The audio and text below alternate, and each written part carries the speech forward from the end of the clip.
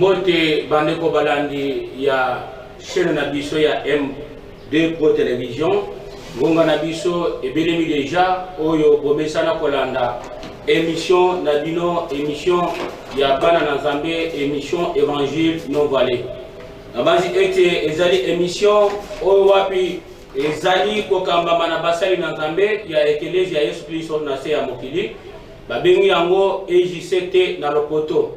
C'est-à-dire tozawana pona koya kosele bino théâtre te mais tozawana pona kopesa bino connaissance exacte pona komema bino na lobiko okomona mutu abelemi liboso ya caméra abandi koloba mama oza wapi nazomona kindoki o milimo mabe. Laisse-moi te dire que ezali na nde na connaissance ekoyeba na komema yo na destiné na lobiko na yo.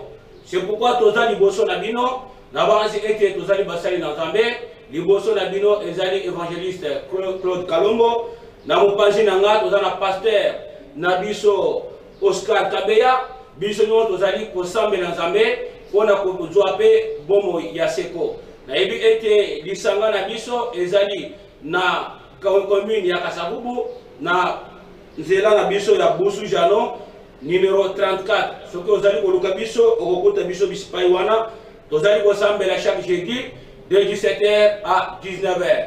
Puis nous allons ensemble le dimanche de 9h jusqu'à 12h30. Avant c'était ceux qui obéissent du Païwana, vous allez payer la mituna, au Réba na Kotuna. Car si ceux qui olingi au côté na plateau et le mot biso, au Kozwa biso na numéro où ils allaient nasser à étanuquer la bino. Avant c'était au Réba na Kozwa biso, au payer sa mituna, na yo au Kozwa. Donc réponse à travers la parole ou à travers la lumière de sa parole. Na base ete tozali na liboso na bino pona koloba évangile ndenge tobandaki yango mamali kamba motu ya makasi tobandaki yango je pense la semaine passée tozalaki kolobela sur le deux alliances. Na base ete tolobaki ete na kati ya Biblia tozali na ba alliance ebele mais ba alliance mususu tokolobela yango te wete zaki ba alliance o Nzambe akenda kosala na batu tomona ke ete Nzambe asalaki alliance individuelle na Adam asaki yango na Noé pe na Abraham nyonso wana Nzambe azaki na kati ya koluka ndenge nini akoyeba kozwa libota wete ayeba na kosala boyokani wana nde tozali komona Nzambe kobyanga bana Israël na mabele ya Egypte bazalaki tango bakomaki na bisobe Nzambe oya seko akei kosala boyokani na bango na ngomba ya Sinaï. Tango abyangi bango, ayebisaki bango ete esengeli bose sanctifier pendant 2 jours, mais le 3e jour, bokoyeba na kopusa na ngomba ya Sinaï, kwete nakamata maloba ya kotosa na yeba na kopesa bino. Tolobaki ete alliance ezali nde maloba o Nzambe azali kopesa na bato kwete bango batosa peye azalaka kuna pona kotia elaka pona tine ya bato na ye. Nde tomonaki ete Israël akendaki utamene Exode chapitre 19 apusani na ngomba me azaki kolenga pona nini kwete mikalikali ezaki na ngomba moto bakake ezaki kobeta kuna Israël alobaki ete Mose kende osolola bongo na Nzambe na yo sima oyo kotalisa biso ma Nzambe akolinga koyebisa biso balinga mi kati na émission balandi émission évangile non voilé tozali komona ete Nzambe azali kozongisa Moïse na Deutéronome chapitre 18 à partir du 15e verset azali koloba ete kende oyebisa bana Israël ke maloba ona yebisaki yo ete bapusana na pesa bango maloba ya alliance maloba ya botosi kwete bango batosa na garder yango na bombi yango mais na koyabo telemisa na bango musakoli kaka na kati ya libota ya Israël akozala pende kona bango ye wande akoya na maloba oyo esengelaki na pesa bango na ngomba ya Sinaï. Ndio tozali komona sasa ipi Moïse kouta na ngomba ya Sinaï na mabanga mibale bakomi yango oyo babengi 10 commandements. C'est-à-dire que mibeko zomi nde Moïse ayaki nango. Zoka nde mibeko zomi ezalaki message te o Nzambe abengelaki Israël na ngomba ya Sinaï. Zoka nde message ya boyokani mosusu Nzambe akedaki na kogarder yango. Bandeko balandi ya émission na biso évangile non voilé évangile ya lobiko tozali komona sasa ipi Moïse kokamata mabanga wuta nango na ngomba azali kokoma na mukanda du commandement les préceptes na ba ordonnance akamati makila ya nyama wandona Exode 24 akamati makila amwangi yango na etumbelo wawe wapi atongaki na se ngomba ya Sinai na mabanga zomi na mibale oyo ezali ko représenter libota ya bana Israël nde tozali komona kuna ete libota ya Israël bapusanaki liboso ya Moïse akamati buku ya mibeko babengi yango livre de l'alliance atangeli bango bandimi ndiyo tokoyeba na kotosa yango nde sasa ipi Moïse akamati makila mosusu asopi na mukanda ya mibeko mukanda ya alliance akamati makila mosusu asopi na mutu ya bana Israël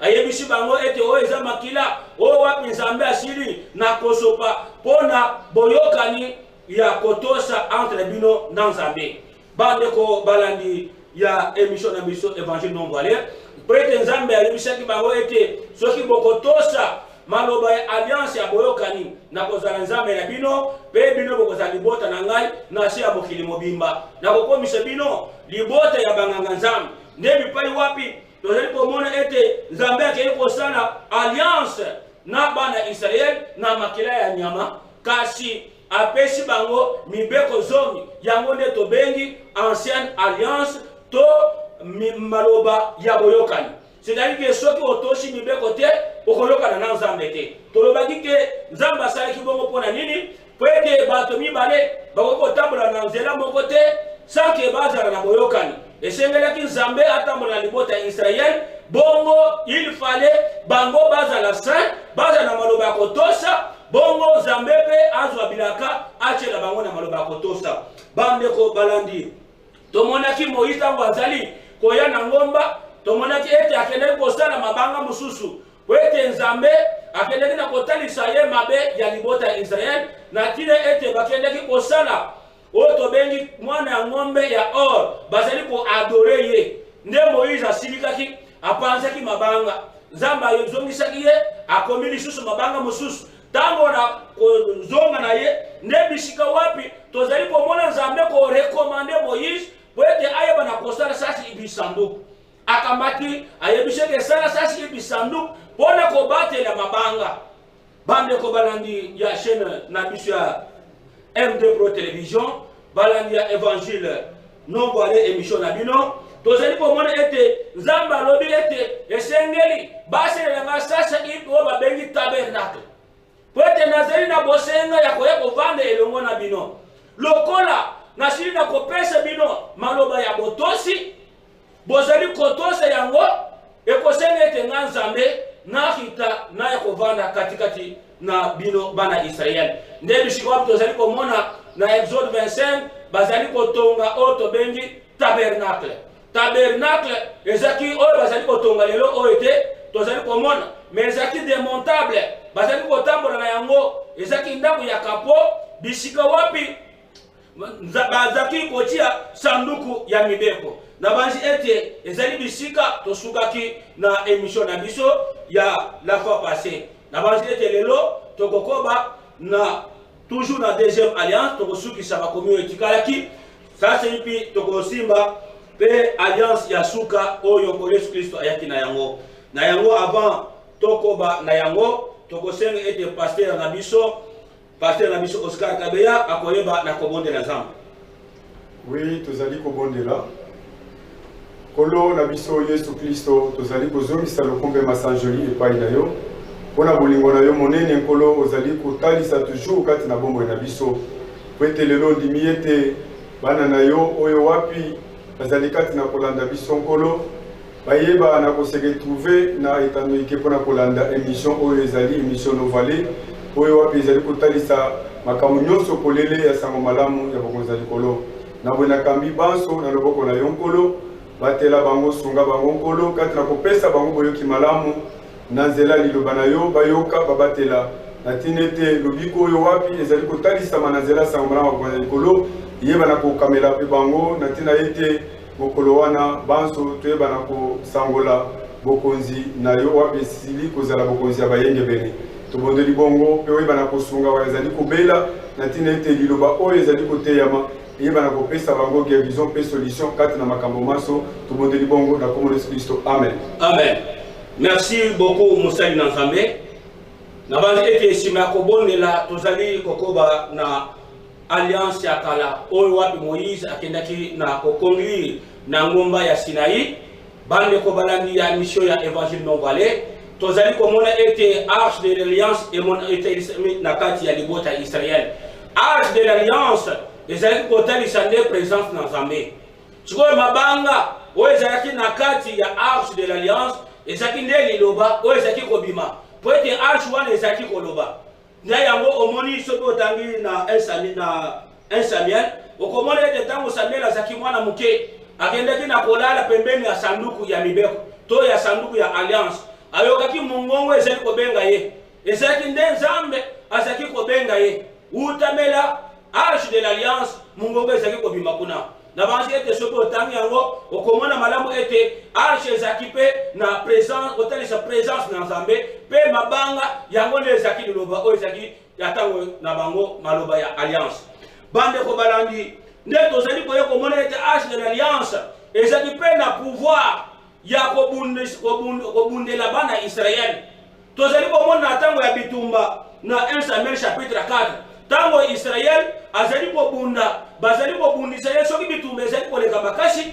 bazali kokende komema arche de l'alliance kokotisa yango na kati ya bitumba pe Israël azali kobima molongi mpona kotalisa ete arche de l'alliance ezaki une gloire mais lokola maloba oyo ezali na kati ya sanduku ya mibeko soki te etosami te Nzambe azali koreagir te nde tozali komona utamele Samuel 1 Samuel chapitre 4 ezaki na nganga Nzambe moko babengi ye na kombo ya Eli azaki na bana na ye Ofri na Fine bango bazali kosala kindumba bazali kosala ekobo na kati ya ndako na Nzambe bisika arche de l'alliance ezalaki bazali kose prostitue nde liloba na Nzambe ezaki na sanduku elimwaki. Pourquoi elimwaki? Parce que bakendaki na kotosa maloba ya alliance ya boyokani te nde tozali komona tango bitumba pe ya bafilistin baye pe kobundisa bango koboma bango bakeye korecourir na komema arche de l'alliance tango bakeye kokamata arche de l'alliance bakeye nango na bitumba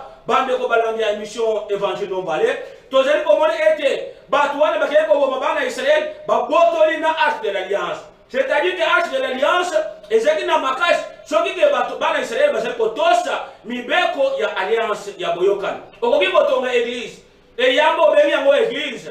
Si la parole de Dieu n'est pas respectée, Jésus n'est pas là. C'est pourquoi bande ko balandi il y a émission na biso, nous sommes là pour la vérité. Tozali wana pona ko sala ba théâtre te, mais tozali wana pona ko mabino na connaissance exacte de la parole. C'est pourquoi bande ko balandi tozali ko mona ete tango messager aye et pa sacrificateur Eli azali ko pesa message ya ete Ofri na Fine bango nyonso bakufi Fine pe azalaki na mwasi na ye azalaki na zemi mbala bongo na koyoka message papa na ye Eli akendeki na kokufa directement pete azalaki ko espérer na arche de l'alliance oto bengi sanduku ya mibeko tango yoki ete bafilistin babotoli yango akwei mbala moko akufi tango mwasi pe ayoki ke arche de l'alliance ekei pe mobali na yo akufi mwasi wana Bible ezoloba ke tango bunzami aboti mbala moko mwana yango babengi ye Ikabod. Pour les comme Ikabod, c'est-à-dire que la gloire est bannie en Israël. C'est-à-dire que l'arche de l'alliance, c'était une gloire pour la maison d'Israël. C'était une victoire pour la maison d'Israël parce que cela représentait la présence de Dieu physiquement. Mais le col que bango, bakendeki na kotosa malobate, bakendeki na koboto la bango arche de l'alliance ekendaki. C'est pourquoi tozali kotanga bakomi mususu pona kosilisa na ancienne alliance. Ezalaki alliance ya bana Israël conclue sur le mont Sinaï, ma ezalaki représenté na mabanga zomi na mibale. Libanga ya yo congolais ezalaki te, ya un camerounais ezalaki te. Wana ezalaki maloba ya bana Israël entre bango na bango. C'est pourquoi Paul azali koloba na Ephésiens chapitre 2, soki obandi yango na 10e verset, na 12e verset, azoloba ke souvenez-vous na batango ya kala tozaki privé de droit d'électricité en Israël. Tozaki na Nzambe te elaka ezalaki te. C'est-à-dire que nous étions séparés avec la maison d'Israël. Mais les lois, vous allez comme un moutou, à ceux qui ne reçoivent pas Bamibeko, il y a Moïse, ou les aides à Boyoka Niakala, ou à Moutabiko, la Moussou, à Zaki privé, à Zali Mokamatango, au Tangela, Libota dans Zambé, Natang Nabiso. Quelle prophétie le prophète Jérémie nous promet pour l'ancienne alliance? Jérémie chapitre 3, verset 16. Nous lisons Jérémie chapitre 3, 16e verset. Nous lisons au nom de Jésus-Christ. Amen. Lorsque vous aurez multiplié et fructifié dans le pays, en ce jour-là, dit l'Éternel, on ne parlera plus de l'arche de l'alliance de l'Éternel et ne viendra plus à la pensée. On ne se la rappellera plus, on ne s'apercevra plus de son absence, et l'on n'en fera point une autre point versé. Merci beaucoup, Moussel Nzambé, pour notre temps de Yamakomi. Bien-aimé dans le Seigneur, Nzambé a ça comme une surprise. A qui a avertir Batou, Yambo a se réalisé. C'est pourquoi vous avez été prophète Jérémie. Vous avez été Israël. Alors, que Boyeba, Banda Lelo, était dans Israël, Boko Bota, Boko Koma Ebele. Moka mobimbe kotonda bato bakoyeba na kobosana likambo ya ancienne alliance to ya sanduku ya mibeko sanduku ekozalishuka katikati na binote ekolimwa bato pe bakokanisa yango te pe bakokende kosala mususu te. Ça c'est une promesse que le Seigneur Dieu est en train de communiquer à son serviteur Jérémie dans ce temps-là. Azali koloba ete soki Israël bokomi ebele botondi mboka mobimba boyeba ete arche de l'alliance ekozalishuka katikati na binote ekoyeba na kolimo bato mususu bakokanisa yango te pe ata mutu moko te akosala arche mususu. C'est-à-dire que boyokani il fallait esuka. Ça c'est une promesse de l'Éternel Dieu. Tozali kokoba toujours na makomi puisque nous sommes fondés sur les enseignements des apôtres et des prophètes. Jésus-Christ étant la pierre angulaire. Tozalaka, ba croyant, il y a ce qui est écrit. Ce qu'on me met les philosophie, tozali sur ce qui est écrit dans la Bible. Nous sommes dans Jérémie 31, verset 31 à 33. Jérémie chapitre 31, verset 31 jusqu'au 33e verset. Voilà. Voici les jours viennent, dit l'Éternel, où je ferai avec la maison d'Israël et la maison de Juda une alliance nouvelle. Non comme l'alliance que j'ai traitée avec leur père, les jours où je les saisis par la main pour les faire sortir du pays d'Égypte, alliance qu'ils ont violée, quoique je fisse leur maître, dit l'Éternel. Mais voici l'alliance que je ferai avec la maison d'Israël après ces jours-là, dit l'Éternel. Je mettrai ma loi au-dedans d'eux, je l'écrirai dans leur cœur, et je serai leur Dieu, et ils seront mon peuple. Point versé. Merci beaucoup, Moussa Nzambé, pour notre temps de Yamakomi, na Kolona Biso, Yesu Christo. Nabanzi ete, awa Jérémie, azali ko suki sa malobate, azali ndeko avertir, se ko avertir libota Israël. Azali ko yebisa bango ete, boyoka Nzambe, azali ko lobaki ete, mikolo ezali ko ya, oye lobi oya seko Nzambe, ona kosala boyokani ya sika, na libota ya Israël, pe na libota ya Yuda. Tozali komona ete, Israël akomi na biteni mibale, tokomi na libota ya Bayuda, pe na libota ya oba bengi ya ba Samarité, ba bengi oba Israël. Boka ni bien na Jean chapitre 4, tango Yesu Kristo ayaki, akiendaki na puis kwete yake na kosenga femme Samaritaine mai. Ayibisaki ete biso Bayuda, e bino Bayuda na biso ba Samaritaine toyoka na kate. C'est-à-dire que Israël ekendaki na kopanzana. Ndenge ni libota na Nzambe ya batu oba sali boyoka ni Nzambe, batu wana bazali kopanzana. Ndenge ba panzana ki, bien maintenant Seigneur, là où il y a la division, il n'y a pas la présence de Dieu. C'est pourquoi libota wakendaki na kopanzana na tango ya roi Salomon. Ya roi Salomon ndenge amati bokozi na ye atikaki yango na Roboam. Roboam ezaki mwana na ye, mais azaki na musali moko babenge na komba ya Jeroboam. Nde bishika wapi Israël akendaki na kose diviser. les 10 tribus bakendaki 2 tribus etikali na libota ya Yuda bishika wapi ngolo Yesu Kristo akendaki na kubotama ndio tozali komona Nzambe kolaka sasa ipete Nzambe kosala boyokani ya sika ekozala boyokani neti onga Nzambe na salaki na bakoko na bango te mokolo na bimisaki bango na Egypte ona pesaki bango boyokani na maloba ekomama na mabanga me oyo boyokani nga Nzambe na kosala na ndako ya Israel ekozala boyokani ya sika nako amata maloba na ngai oliena komango lisu na mabanga me nako koma yango na mutu na bango nako tia yango na kati na mitema na bango pwete na kozala Nzambe na bango bango bakozala libota na nga Nzambe nako limbisa masumu na bango c'est-à-dire que masumu ya bana Israël elimbisa bakite c'est pourquoi Dieu promet une autre alliance alors que ekozala lokola alliance ya kalate ona salaki na bakoko na bango. Quelle différence y a-t-il entre ces deux alliances? Ici nous comprenons bien la différence. Différence était alliance ya Moïse mibeko oyo maloba ya kotosi ya boyokani Moïse akende kokomeyango na mabanga me maloba ya boyokani sasa ipi ya boyokani ya sika Nzambe azali kolaka ete akokomeyango likolo ya mabanga te me akotia yango na kati ya mitema. C'est ça la différence. Aujourd'hui, maloba et comme na mabang, ozotangela bato. Non, nous maintenant nous prêchons la parole qui est dans nos cœurs. Ezali amotu ya makasi. Wana Nzambe alaki. Totala sasa ipi. Nani prophète nini? Et c'est ngelaki koteli sama. Pointe ayeba na conclure la nouvelle alliance. C'est là nous commençons la nouvelle alliance. Mokolo malelo.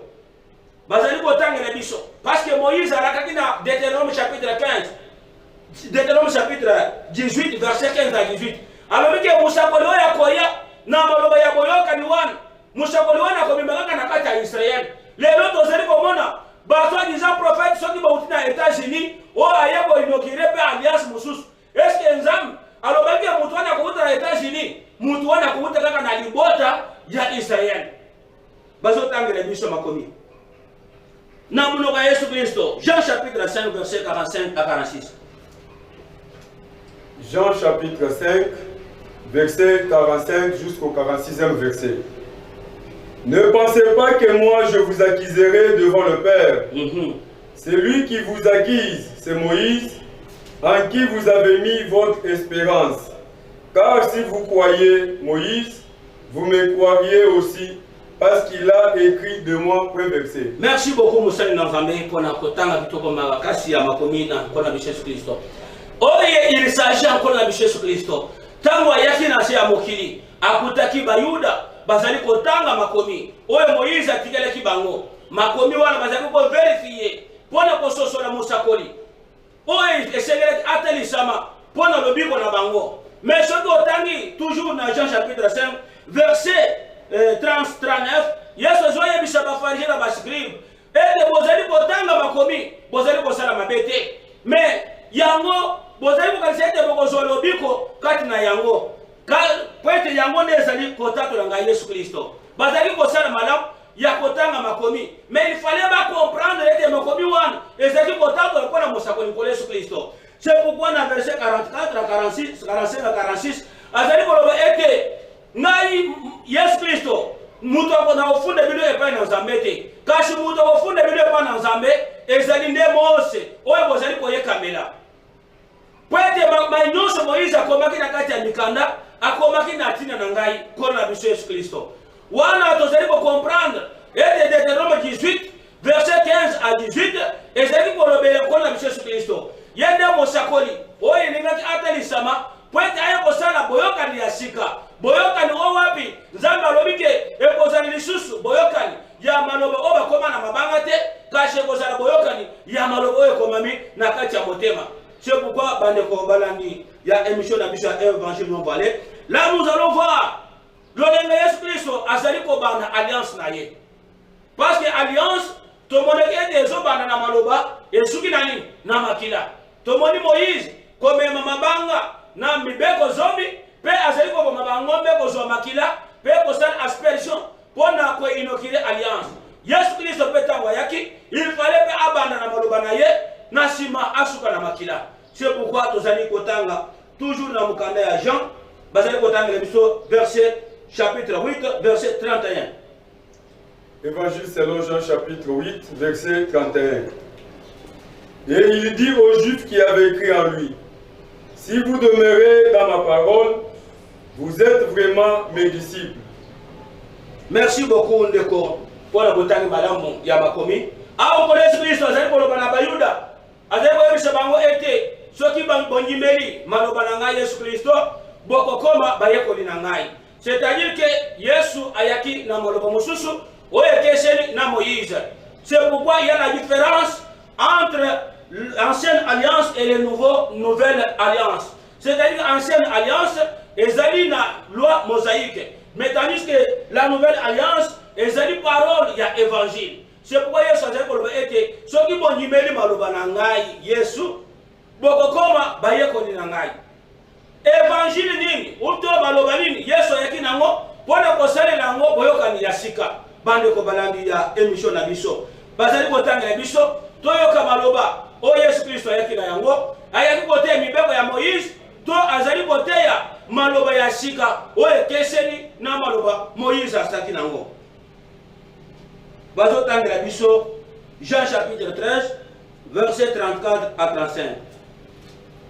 Jean chapitre 13, 34 au 35e verset.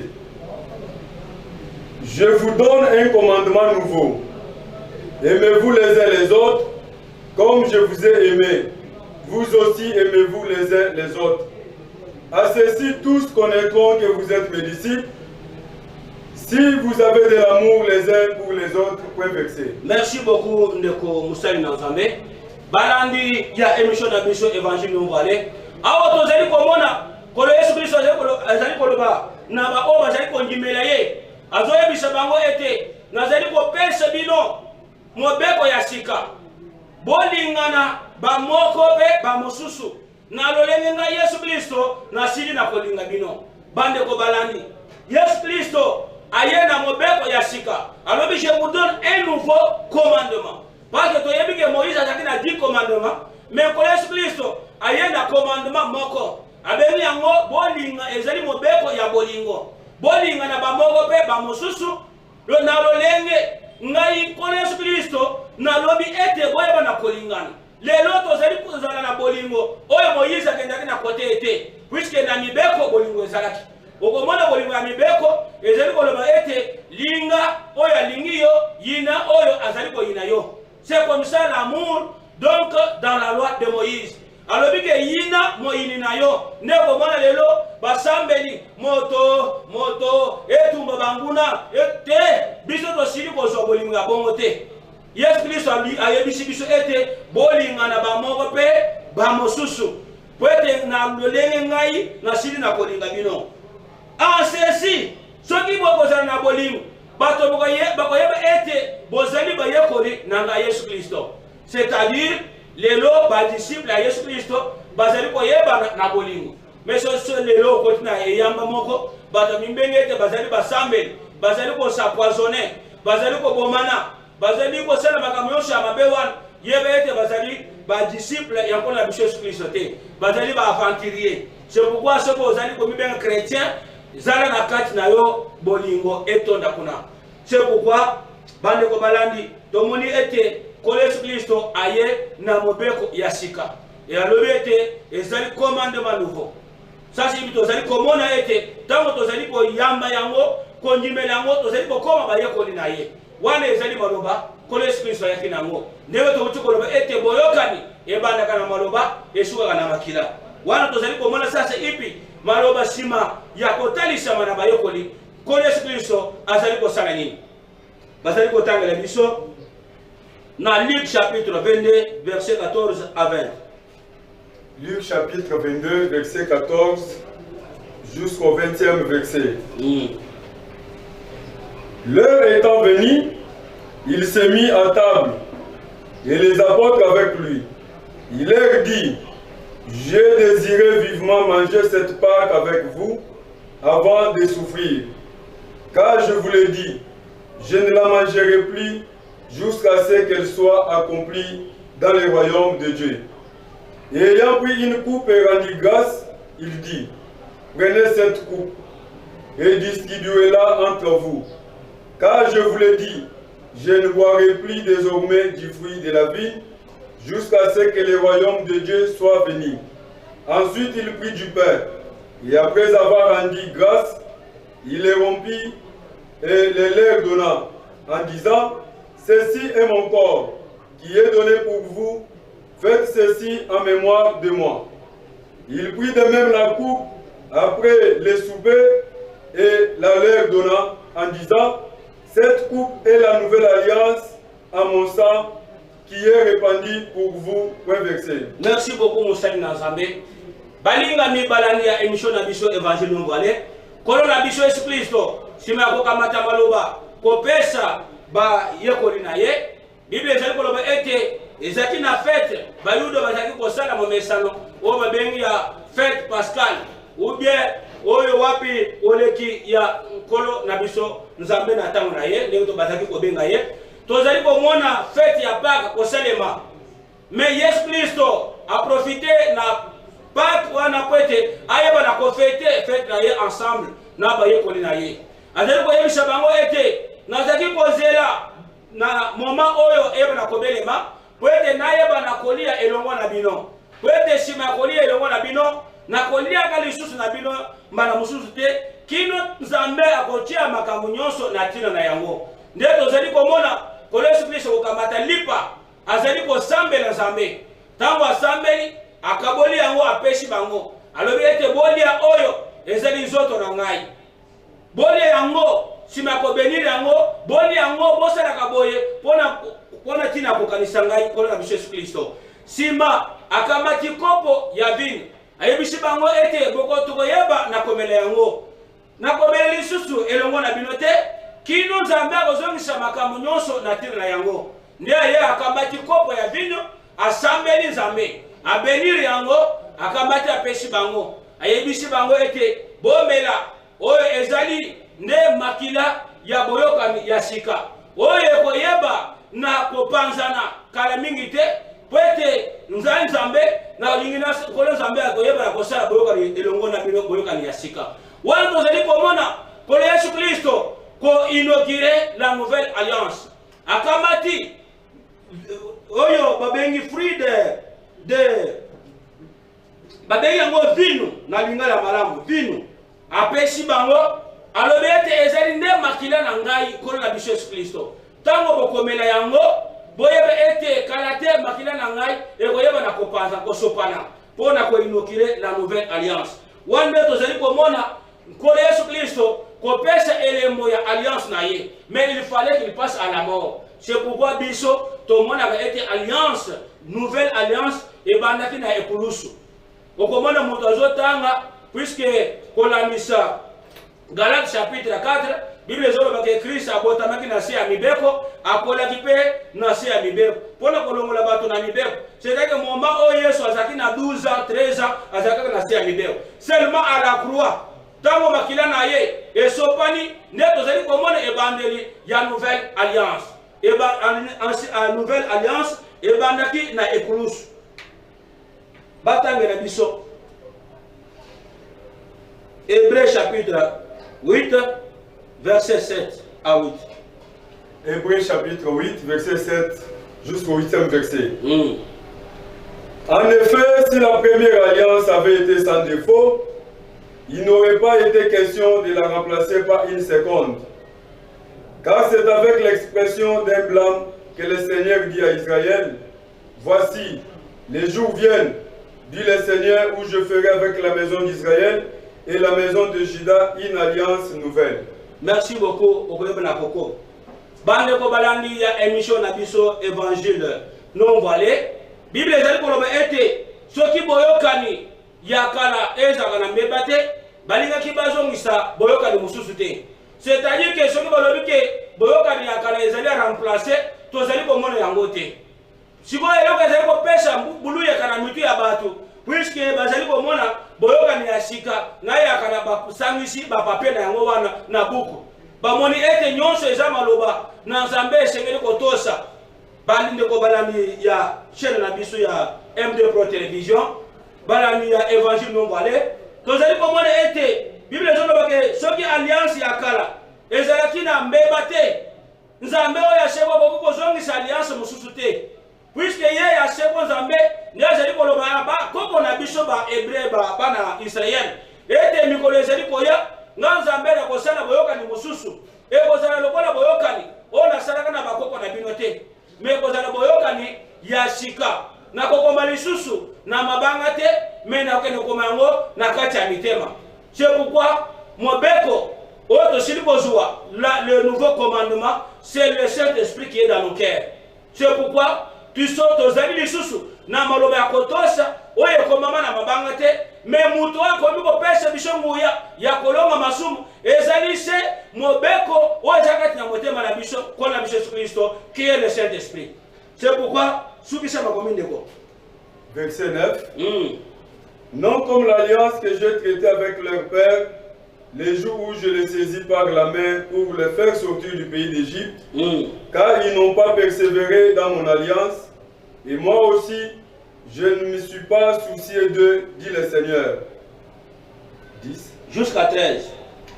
Mais voici l'alliance que je ferai avec la maison d'Israël. Après ces jours-là, dit le Seigneur, je mettrai mes lois dans leur esprit, je les écrirai dans leur cœur, et je serai leur Dieu, et ils seront mon peuple.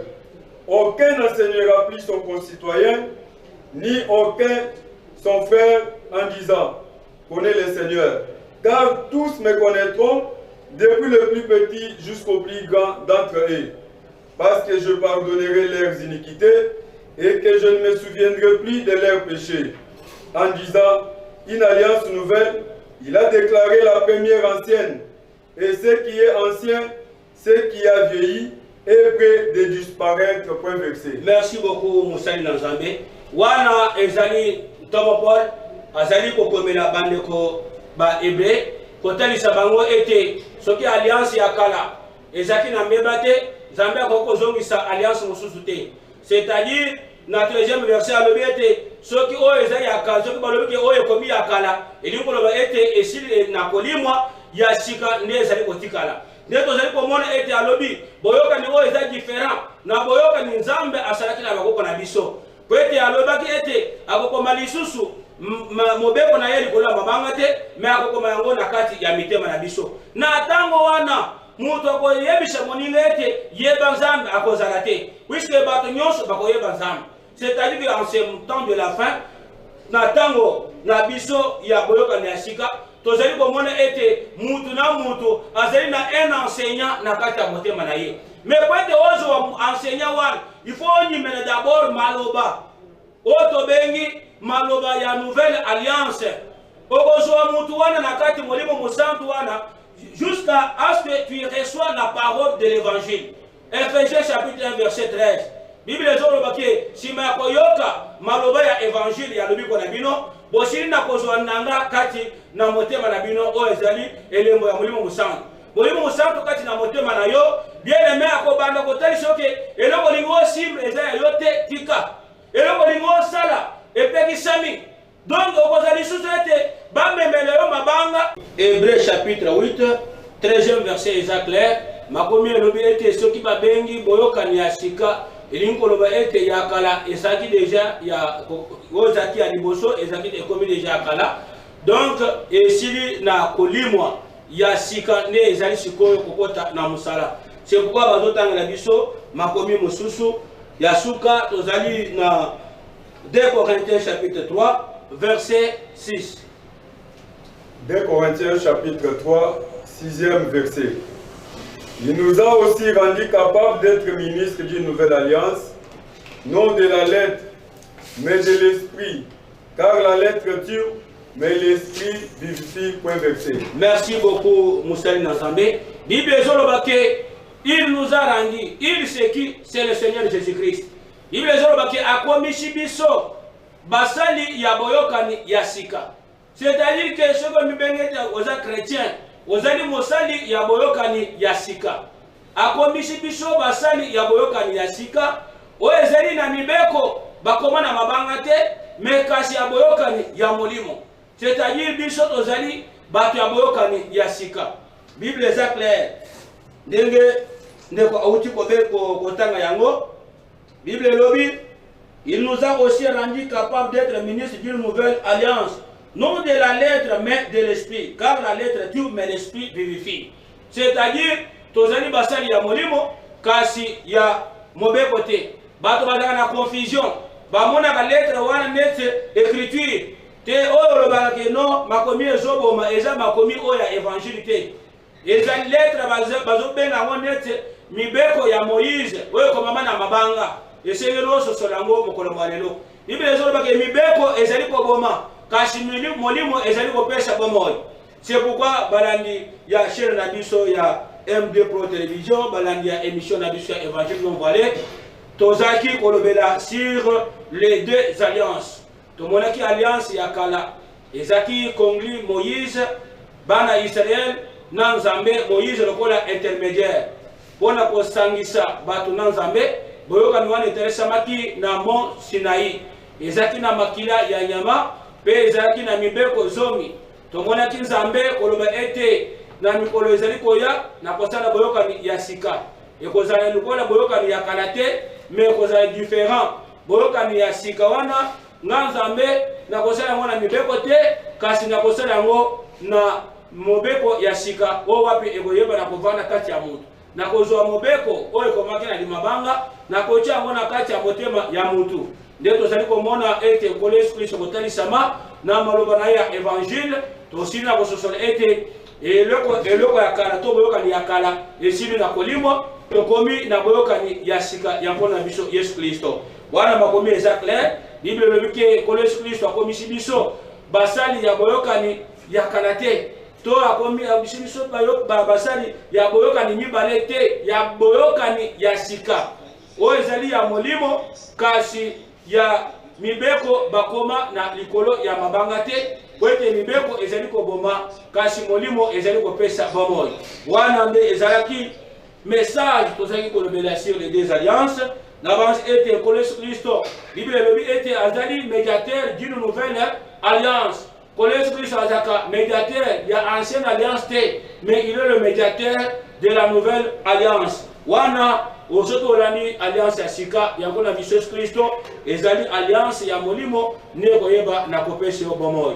N'avance était ve ezangonga tozali kosukela awa mais yambo makambo nyonso tozali d'abord kopesa bino merci na makambo nyonso bozali effort so bozali kosala pona tini ya kolanda biso pe na ba technicien na biso oyo bazali kosala musala kitoko makasi po ete tozala kobima bilili na biso ebima na bitano bike na bino topesi bino merci mingi botikala toujours kolanda programme na biso ndenge ezali kopesama wana tozali koloba na pasteur na biso Oscar azali kopesa biso bakommunike na biso. Ok, merci vraiment. Totondi bino mbote balandi nyonso ya émission oyo évangile non voilé ndenge bolandi biso na bokebi nyonso na suka tozali kopesa mayebisi parce que tozali na lisanga oyo wapi yemoko évangéliste Claude Kalombo azali kokamba awa na ngomba ya Kinshasa assemblée oyo ezali na Gambela programme na biso ya kosangana ezalaka boye mokolo nyonso ya jeudi à partir ya 17h juste jusqu'à 19h juste tosanganaka wana pona kolanda malakisi ya liloba na Nzambe ete toyezala na boyebi pe na makoki ya kotambola lokola bana na Nzambe pe mokolo ma dimanche ezali à partir de 9h juste jusqu'à 12h30 lolenge moko pe na assemblée na biso ezali kuna na Monga Fula na Mama Mobutu na quartier Mama Mobutu na Avenue Inga 2 référence à Mbanza. Pour pe programme ezaka lolenge moko mokolo ya jeudi 17h juste à 19h juste dimanche pe lolenge moko na banza soki mituna makambo maso numéro ezali wana na se na etandoike bokoyeba na kubenga pona piste de précision kati na ba questionnement nyonso bokozala nango etali loba na Nzambe ndenge boyoki bokozala vraiment de suite merci kimia na kolo ezala bino banso e topeji na ba mbote na basali na Nzambe nyonso bisika bazali topesi bino mbote totondi bino botondi bisika nyonso bozali bandeko ser basi pe mibali topesi bino mbote boza ebele bisika bozali kimia na kolo ezala bino.